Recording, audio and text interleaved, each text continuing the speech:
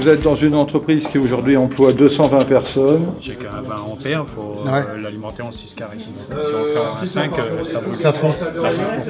La mission de la France des territoires, c'est d'aller au contact du terrain, d'organiser un tour de France sur les problématiques qui se posent à tous ces territoires oubliés, ces territoires qui vivent à l'ombre des grandes métropoles. Ce qui nous a permis d'aller visiter une entreprise de câblage électrique et surtout d'aborder des sujets qu'on n'aborde pas suffisamment, les problèmes de recrutement, problèmes de formation. Pour l'entreprise, la difficulté ici, c'est la formation des maîtres d'apprentissage confirmés. Dans l'Oise, on n'a plus un intérimaire électricien sur le marché. J'ai fait part aux députés de mes craintes par rapport à la réforme.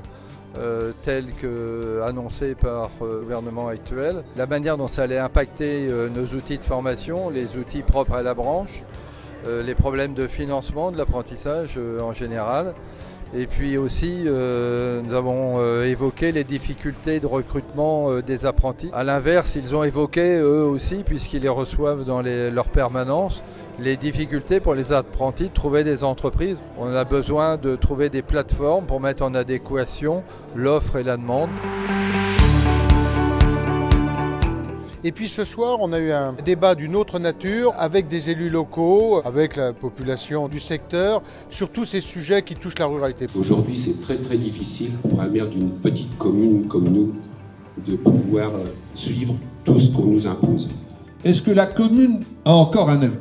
Je pense que c'est la raison même pour laquelle on est là. C'est qu'on doit considérer que la commune a un avenir dans notre pays. Ce qu'on veut défendre, c'est justement cette France et cette République des territoires. Justement, on ne veut pas cette République qui soit déconnectée des réalités. Les communes, c'est 36 000 points d'ancrage de la démocratie en France. Et il faut que les entreprises puissent continuer à être économiquement compétitives sur des territoires ruraux. Il faut absolument que tous les territoires ruraux puissent être équipés avec de la fibre optique. Lorsqu'on est en territoire urbain, les opérateurs se précipitent pour venir installer la fibre optique. En territoire rural, forcément, il y a un potentiel de rentabilité plus faible et donc c'est encore une fois le contribuable rural qui va payer deux fois. Toutes ces problématiques d'aménagement du territoire et de ruralité demandent réflexion et action. L'intelligence, elle peut être que collective et cette intelligence, elle existe au cœur de nos territoires. C'est la force des convictions, des gens qui y croient, des gens qui ont envie de se battre pour leur territoire.